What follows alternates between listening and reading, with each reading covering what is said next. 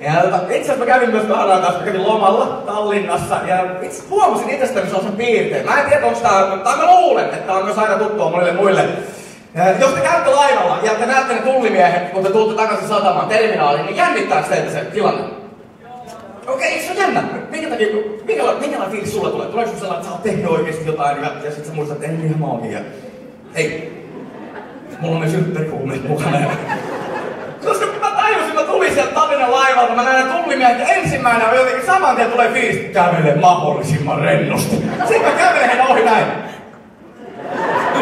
Ja jostain syystä ne päättää ottaa mut sinne huoneeseen. Ja se on jännä fiilis, vaikka sä tiedät, että kaikki on hyvin, sä et tehnyt mitään pahaa. Niin silti mun päässä on ajatus, että voisiko sittenkin olla mahdollista, että mulla on kilo heroiinia perseessä? Taas!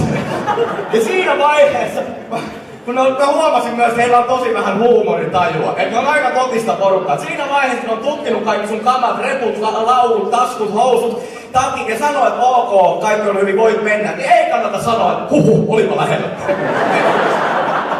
Ei silleen ymmärrä, että hyvin nopeasti kumihanska käteen. Se on hyvä teille kaikkea.